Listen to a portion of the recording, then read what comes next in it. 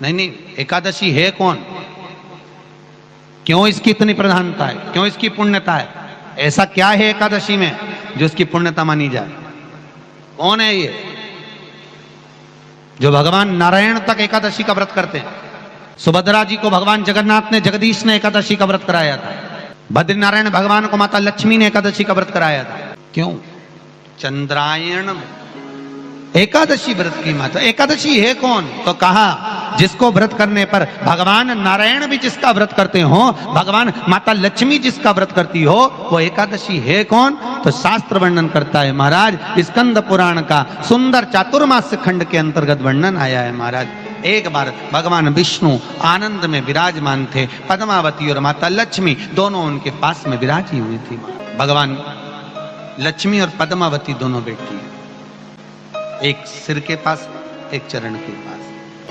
कुछ समय बाद वहीं पर ब्रह्मदेव का आगमन हुआ और ब्रह्मा जी आगमन पाकर भगवान नारायण पद्मावती से लगकर उठे और उठकर लक्ष्मी की ओर झुके। झुकने पर इन तीनों के समागम से भगवान नारायण के हृदय चित्त से एक कन्या प्रकट हो गई। उस कन्या का नाम एका था। क्या नाम था? एका। अब 10 उसके गुण इतने प्रबल थे, वो 10 गुण उसके बड़े प्रबल थे कि वो एका जिसको निहारती थी उसको संपदावान बना देती थी, जिसको देख लेती थी उसके जीवन में वो आनंद की अनुभूतियां करा देती थी। एका जिस मार्ग से जाती थी उस मार्ग के द्वार खोल देती थी। एका का पुण्य इतना पुण्य प्रखर। पद्मावती और लक्ष्मी ने कहा महाराज ये बेटी आपके द्वारा निर्मित हुई है, इसका कन्यादान करना चाहिए। हमारे यहाँ हिंदू धर्म में रीति है, जिस दिन कन्यादान करा जाता है उस दिन व्रत रखा जाता है।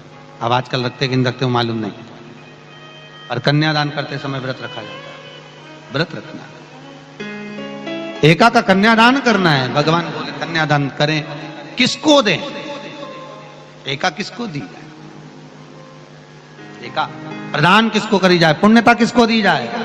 भगवान नारायण ने उसी समय लक्ष्मी और पद्मा से पूछा, तुम एकादशी के दिन जब आप जल शंकर को चढ़ाने तो रोज ही जाते, जब एकादशी का दिन रहे और शंकर जी के मंदिर में आप जल समर्पित करें तो 3 बार मुख से स्वधा स्वधा स्वधा या स्वधा स्तोत्र का पाठ, जिसमें 12 श्लोक 2-4 हैं। पैसा तो आ रहा है और घर में टिक नहीं रहा। डॉक्टर में, पुलिस में, एक्सीडेंट आदि में, कहीं गलत जगह पर व्यसन में अगर पैसा जा रहा है, जुए में, मांसाहार, मदिरा पान, या कहीं आया पैसा, पैसा आने में कमी नहीं, आ रहा है पर टिक नहीं रहा, रुक नहीं रहा।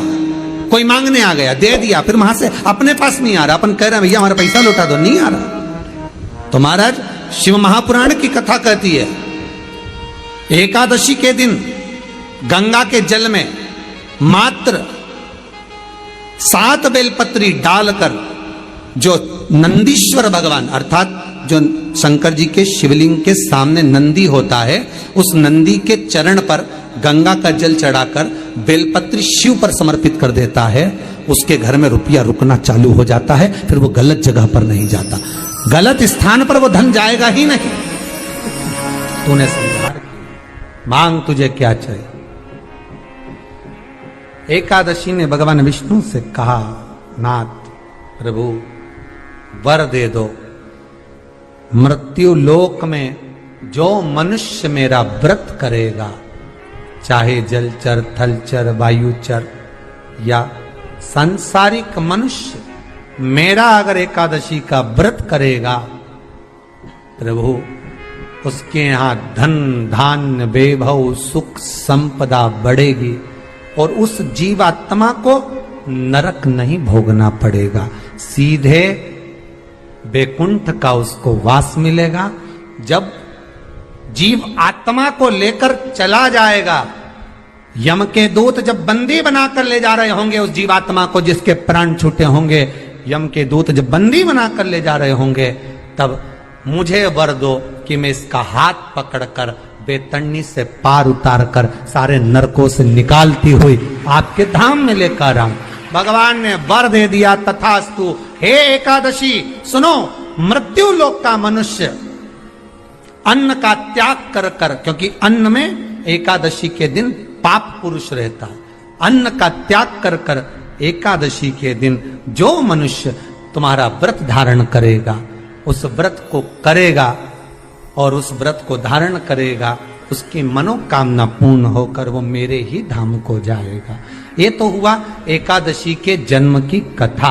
एकादशी के दिन गंगा के जल में मात्र 7 बेलपत्री डालकर जो नंदीश्वर भगवान अर्थात जो शंकर जी के शिवलिंग के सामने नंदी होता है, उस नंदी के चरण पर गंगा का जल चढ़ाकर बेलपत्री शिव पर समर्पित कर देता है, उसके घर में रुपया रुकना चालू हो जाता है। फिर वो गलत जगह पर नहीं जाता, गलत स्थान पर वो धन जाएगा ही नहीं।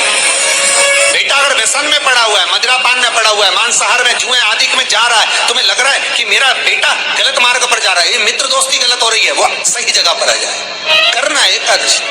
कई लोग इसको धन के लिए भी करते हैं, संपदा के लिए। संपदा के लिए अर्थात जिसका व्यापार नहीं चलता, जिसके घर में पैसा नहीं आता, या नौकरी नहीं लग रही, या सर्विस नहीं लग रही, आप अप्लाई कर रहे हो, जगह जगह जाकर इंटरव्यू भी दे रहे हो और पैसा नहीं आता, तो उसके लिए भी प्रयास किया जाता है। पर उसके लिए यहाँ पर जो धन के लिए करते हैं, उसके लिए विष्णुपदी के लिए करते हैं। मतलब जैसे गंगा के जल में तुलसी के 11 पत्ते डाले जाते हैं और उसको किसी भी नारायण के मंदिर में, राम कृष्ण शिव शंकर नहीं, राम कृष्ण भगवान विष्णु दत्त आदि जितने नारायण के मंदिर हैं, उस मंदिर में किसी भी पात्र में, एक छोटे से पात्र में उसको भरकर रखी जाते हैं महाराज। उससे भी जॉब सर्विस नौकरी में सफलता प्राप्त हो जाती है। परंतु वो भी एकादशी को ही होता है। कुछ देर तक पात्र को रखा जाता है, फिर वही पात्र का जल किसी भी वृक्ष के नीचे डाल दिया जाता है, उससे भी नौकरी के लिए फायदा मिलता है। गंगा का जल कोई साधारण नहीं।